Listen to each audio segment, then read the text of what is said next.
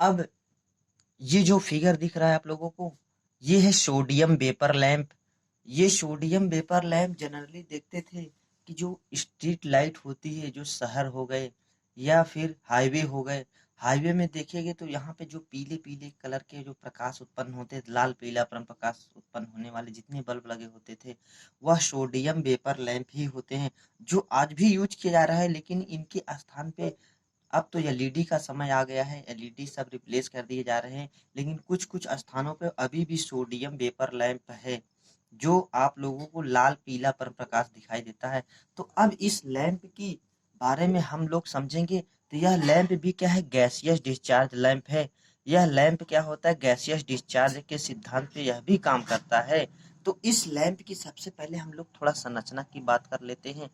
तो लैंप की जो संरचना है वह किस प्रकार बना हुआ है, कैसे होता है। तो अब हम लोग देखेंगे, जो सोडियम वेपर लैंप है यह यू आकार की नली के साइज आकार में बनाया जाता है। यह जिसकी जो संरचना बनाई जाती है, इसमें क्या होता है, यू आकार नली के आकार में इसकी संरचना दिया जाता है, ताकि जो है इसके साइज जो आकार मतलब ज्यादा स्पेस ना ले। स्पेस क्या हो, ये ज्यादा ना ले। इस स्पेस को कम करने के लिए जो सोडियम वेपर लैंप है, इसकी साइज देखो यू आकार नली का आकार में दे दिया गया है। तो इसमें दो ट्यूब होते हैं। इसमें क्या होता है, दो ट्यूब होता है, एक ट्यूब ये हो गया और दूसरी ट्यूब ये हो गई। जो पहला ट्यूब होता है, इस ट्यूब में क्या किया जाता है, वैक्यूम रखा जाता है, मतलब निर्वात होता है। इसमें क्या होता है, ये निर्वात होता है, किसी प्रकार की गैस नहीं फिलअप होती है। और जो दूसरा ट्यूब होता है, अंदर वाला जो ट्यूब है, इस ट्यूब में देखो सर्वप्रथम जो सोडियम वेपर लैंप है, इसमें फिलामेंट का यूज नहीं है। इसमें क्या होता है, इलेक्ट्रोड का यूज किया होता है। ये हमारे क्या है, दो इलेक्ट्रोड है। ये क्या है, दो इलेक्ट्रोड है। अब इसी ट्यूब के अंदर क्या करते हैं, सोडियम का क्रिस्टल डाला होता है। ठोस रूप में क्या होता है, सोडियम के क्रिस्टल होते हैं। ये देखो, जैसे ये क्या है, दाने दाने आकार में जो दिख रहे हैं नीले नीले में, ये क्या है, सोडियम के क्रिस्टल हैं। और इसी के साथ इसमें नियान गैस भरी होती है। इसमें क्या होता है, नियान गैस भरा होता है और साथ में सोडियम के क्रिस्टल भरे होते हैं। और ये हमारे दो इलेक्ट्रोड होते हैं। इलेक्ट्रोड के ऊपर ऑक्साइड कोटेड किया गया होता है। ऑक्साइड कोटेड इसलिए किया जाता है कि ताकि थोड़ा सा वोल्टेज उत्पन्न हो, तो हाई वोल्टेज के कारण तुरंत इसमें से क्या हो कि आयनाइज क्रिया प्रारंभ कर दे, इलेक्ट्रॉन मुक्त करना चालू कर दे। इसलिए क्या करते हैं, इसमें एक साइड ऑक्साइड कोटेड कर देते हैं। अब हम बात करते हैं, इसमें जो दो इलेक्ट्रोड आए हुए हैं, जो इलेक्ट्रोड के टर्मिनल है, वो आकर के एक प्रकार के हमारे ट्रांसफार्मर से जुड़ा होता है। या ट्रांसफार्मर एक प्रकार का स्टेप अप ट्रांसफार्मर जैसा होता है। अब ये जो ट्रांसफार्मर बनाया जाता है, वह हाई रिएक्टेंस ट्रांसफार्मर होता है। यह ट्रांसफार्मर जो बना हुआ है, इसकी संरचना जो है वह हाई रिएक्टेंस ट्रांसफार्मर होता है। और ट्रांसफार्मर की जो प्रारंभिक कुंडली होती है, जो प्राइमरी वाइंडिंग होता है, इस बाइंडिंग के समांतर में क्या करते हैं, एक कैपेसिटर लगा देते हैं। इस बाइंडिंग के जो समांतर में कैपेसिटर लगा देते हैं और यहाँ से एसी सप्लाई दिया जाता है। एसी सप्लाई क्या करते हैं, यहाँ से देंगे। क्योंकि देखो, कैपेसिटर इसलिए लगाया जाता है कि जो गैसियस डिस्चार्ज जितने लैंप है, चाहे वो हमारा ट्यूबलाइट हो गया, चाहे मरकरी वेपर लैंप हो गया, चाहे सोडियम वेपर लैंप है, जितने भी गैसियस डिस्चार्ज लैंप हैं, इस लैंप का जब यूज किया जाता है तो ये सब पावर फैक्टर को घटा देते हैं। ये सब जो बल्ब होते हैं ना, पावर फैक्टर को घटा देते हैं। तो पावर फैक्टर को बढ़ाने के लिए, मतलब 100% इफिशिएंसी दिलाने के लिए, वैसे तो 98% होता है, इतनी परफॉर्मेंस दिलाने के लिए जो प्राइमरी बाइंडिंग होता है, इसके समांतर में कैपेसिटर यूज कर दिया जाता है। ताकि जो ये कैपेसिटर मतलब जो पावर फैक्टर को घटा रहा है ये बल्ब, वो पावर फैक्टर क्या हो, प्रॉपर तरीके से बना रहे। इसलिए क्या करते हैं, इसके प्राइमरी बाइंडिंग में कैपेसिटर को लगा दिया जाता है। अब इसमें ये देखा जाता है कि जब यहाँ से विद्युत सप्लाई जैसे देंगे, जब विद्युत सप्लाई दोगे, इन चूंकि यह उच्च रिएक्टेंस के कारण, इसका काम कैसे होता है, कार्य को समझ लेते हैं। जब इस सोडियम वेपर लैंप में यहाँ से एसी सप्लाई दोगे, एसी सप्लाई देने के बाद यह जब बल्ब रनिंग कंडीशन में नहीं होता, एट नो लोड कंडीशन में, यह ट्रांसफार्मर उच्च रिएक्टेंस व्यवहार करता है। यह कैसे व्यवहार करेगा, उच्च रिएक्टेंस यह व्यवहार करेगा। उच्च रिएक्टेंस के कारण यहाँ पे दोनों इलेक्ट्रोडों के मध्य उच्च वोल्टेज क्रिएट हो जाता है। क्या होता है, उच्च वोल्टेज क्रिएट हो जाता है। तो यह वोल्टेज जो क्रिएट होता है लगभग 380 से लेकर के 450 वोल्टेज, इतना वोल्टेज क्रिएट हो जाता है इनके बीच में जब स्टार्टिंग अवस्था में नो लोड कंडीशन में होता है। तब जब 450 वोल्टेज यहाँ पे क्रिएट हो गया, उच्च वोल्टेज का विभवांतर जब दोनों इलेक्ट्रोड के मध्य उत्पन्न हो जाता है, तो जो इसमें सोडियम का जो सॉलिड अवस्था में दाने रखे गए हैं, इन दानों में क्या होता है, आयनीकरण प्रक्रिया चालू हो जाता है। ये दानों में क्या होगा, जब आयनीकरण प्रक्रिया मतलब आयनाइजेशन प्रोसेस चालू हो जाता है, तो ये जो दाने सोडियम वेपर का ये इलेक्ट्रॉन मुक्त करना चालू कर देंगे।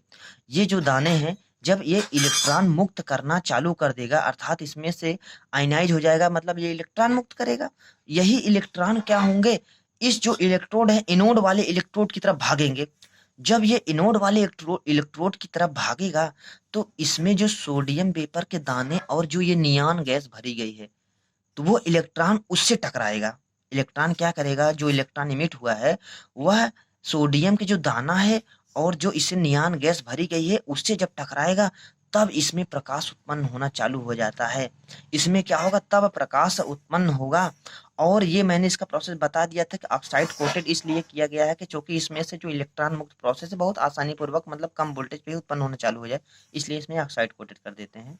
अब हम बात करते हैं कि जब ये होल प्रोसेस होने में स्टार्टिंग अवस्था में मतलब जैसे बल्ब शुरुआत होता है, तो शुरुआत होने पर ये लाल गुलाबी रंग का प्रकाश उत्पन्न करता है। ये कैसा प्रकाश उत्पन्न करेगा, लाल गुलाबी, इस कलर का ये प्रकाश उत्पन्न करता है। जब इसको मतलब बल्ब को जैसे ऑन करेंगे, विद्युत सप्लाई देंगे, उस आधार में यह लाल गुलाबी प्रकाश उत्पन्न करेगा। अब ये प्रकाश जब पूर्ण जलित अवस्था में आ जाएगा, मतलब 10 से 15 मिनट बाद, मतलब 10 से 15 मिनट ये समय ले लेता है, जान लो कि जलने में, पूरी तरीके से जलने में 10 to 15 मिनट, इतना समय क्या ले लेता है ये जलने में, जो सोडियम वेपर लैंप होता है ये पूरा। अच्छा, जब ये स्टार्टिंग अवस्था में लाल गुलाबी प्रकाश दिया, टाइम ले लिया 10 से 15 मिनट करने में, जब 10 से 15 मिनट में पूर्ण प्रकाश हो गया, तब यह प्रकाश जो होता है हल्के पीलेपन में उत्पन्न होने चालू हो जाते हैं। कैसा होगा, हल्के पीलेपन में उत्पन्न होना चालू हो जाता है। तब यह हल्के पीले रंग में प्रकाश देना चालू कर देता है। ये चीज होती है सोडियम वेपर लैंप में कि यह पूर्ण प्रकाशित होने में 10 से 15 मिनट का समय लगता है। प्रारंभिक अवस्था में लाल गुलाबी कलर का प्रकाश उत्पन्न करता है, जब पूर्ण जलित अवस्था में हो जाता है तो हल्के पीले रंग का प्रकाश उत्पन्न होना चालू हो जाता है। अच्छा, जब ये पूर्ण जलित अवस्था में अर्थात लोड अवस्था में आ जाता है, तो उस वक्त जो ट्रांसफार्मर का वोल्टेज होता है वो 110 वोल्ट आ जाता है। कितना आ जाता है, 110 वोल्टेज आ जाता है, अर्थात वोल्टेज घटा देता है। शुरुआती में तो इतना वोल्टेज दिया, और जब पूर्ण अवस्था में जलित अवस्था में आ गया तो वह कितना, इतना वोल्टेज 110 वोल्टेज देना चालू कर दिया। अर्थात तब ये जो सोडियम वेपर लैंप है वह 110 वोल्टेज पर ऑपरेट करेगा। इतने में अब क्या होता है कि मैंने एक चीज बता दिया कि जो पावर फैक्टर अगर गिरता है, इसलिए कैपेसिटर लगा देते हैं कि पावर फैक्टर को इम्प्रूव करने के लिए जो ट्रांसफार्मर की प्राइमरी वाइंडिंग उसमें कैपेसिटर लगा देते हैं। अच्छा, बाई चांस अगर बीच में बाई चांस तुरंत सप्लाई कट गई, सप्लाई कटने के बाद जैसे तुरंत सप्लाई आ गई, तब इस समय कम से कम 4 से 5 मिनट, कैसे 3 से 5 मिनट, 3 to 5 मिनट, इतना मिनट टाइम लेगा ये जलने में। फिर पुनः अगर इस बल्ब को जैसे मान लो लाइट आई, एक बार कट गई, तुरंत तुरंत आने के बाद तुरंत आ गया लाइट, थोड़ा समय मतलब 10 सेकंड 15 सेकंड में तुरंत लाइट फिर आ गई, तो उस अवस्था में यह 3 से 5 मिनट समय लेगा, 3 to 5 मिनट, इतने मिनट टाइम लेगा जलने में। अब हम बात कर लेते हैं कि यह जो बल्ब होता है, इस बल्ब को हमेशा क्षैतिज अवस्था में ही लगाया जाता है। रोडों में देखो जो लगाया जाता है, अब इस प्रकार का स्टैंड रहता है, जब मान लो ये टावर हो गया या पोल हो गई, पोल हो गया, इस पोल में देखो इस प्रकार के डब्बे आकार में ऐसे कलर में ऐसे रहता है। तो यहाँ पे स्ट्रीट है, ये रोड है, तो यहाँ पे नीचे प्रकाश इस तरह दिया जाता है। तो यहाँ पे सोडियम वेपर लैंप यहाँ यूज किया गया होता है, ये जो लाल पीला प्रकाश रोड पे देता है। अब हम लोग बात कर लेते हैं कि ये जो सोडियम वेपर लैंप होता है उसको हमेशा क्षैतिज अवस्था में ही रखा जाता है, अर्थात ना तो इसको ऊर्ध्वाधर अवस्था में रख सकते हैं, ना तो इसको नीचे से लटका करके पूरा रख सकते हैं। इसमें क्या वजह होता है कि जो सोडियम वेपर के दाने हैं वह दाने एक स्थान पे कलेक्ट हो जाएगा। अगर क्षैतिज नहीं रख, क्षैतिज में देखो सब जगह फैला हुआ है ये सोडियम दाने, अगर इसको ऊर्ध्वाधर अवस्था में रख दिए या फिर हम ऐसे कर देते इसको नीचे की तरफ दिशा में घुमा कर रख देते हैं, तो इसमें क्या होगा, सोडियम के जो दाने हैं वो एक स्थान पे कलेक्ट हो जाता है। जब ये सोडियम के दाने एक स्थान पे कलेक्ट हो जाता है, तब ऐसा कंडीशन आ जाता है, कभी कभी ये जो कार्य करने की अवस्था होती है वो बंद हो जाती है। तो काम करने की अवस्था बंद हो जाती है, इसलिए हम लोग इस जो लैंप है इसको हमेशा क्षैतिज अवस्था में ही रखते हैं। इस लैंप को क्या करते हैं, हमेशा क्षैतिज अवस्था में ही रखते हैं। अब इस लैंप की प्रदीपन इफिशियंसी ज्ञात कर लेते हैं कितना होता है। इस लैंप की जो प्रदीपन इफिशियंसी होता है वह लगभग 40 से 50 ल्यूमेन प्रति वाट होता है।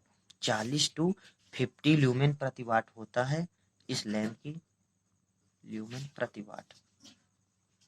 इतना वाट क्या होता है, इस सोडियम वेपर लैंप की जो प्रदीपन इफिशियंसी होती है इतनी होती है। और इस लैंप की जो लाइफ है, अगर हम बात करते हैं इसका जीवन काल 3500 घंटा लगभग इतना क्या होता है, 3500 आवर तक चलेगा। अगर इसके ऊपर तो चलना ही चलना है, मतलब इतना सिक्योर माना गया है कि जो 3500 3500 घंटे तक ये इसकी लाइफ होती है। इसके लाइफ के ऊपर जब भी इसका जाएगा तो ये कभी भी समाप्त हो सकता है। अर्थात इसकी जो लाइफ है कभी भी मतलब समाप्त खत्म हो सकती है, ये कोई सिक्योर नहीं होता है। अब हम इसमें बात कर लेते हैं इसका उपयोग हम लोग कहाँ पे करते हैं। अगर इसका उपयोग की बात किया जाए तो इसका उपयोग हम लोग स्ट्रीट लाइटिंग में करते हैं। स्ट्रीट लाइटिंग में किया जाता है। और दूसरा चीज देखते हैं, जैसे हमारा सब्जी मंडी हो गई, या फिर जहाँ पे गोदान होता है, गोदानों में यूज किया जाता है, रेलवे हवाई अड्डे में, वहाँ पे क्या होता है, इस प्रकार के सोडियम वेपर लैंप का यूज किया जाता है। अगले हम नेक्स्ट क्लास में आप लोग को गैसियस डिस्चार्ज लैंप में आर्गन लैंप के बारे में बात करेंगे। और जो लोग इसका पिछली क्लासे को नहीं देखे हैं, इस चैनल में क्या है, पिछली क्लासे के सभी वीडियो बने हुए हैं और पिछले में जा करके सब लोग देख सकते हैं। तो अगर जिसको नोट्स बनाना है, इस चीज़ को दोबारा पढ़ करके या दोबारा वीडियो देख करके 1 बाय 1 करके अपने कॉपी में नोट्स बना लेगा।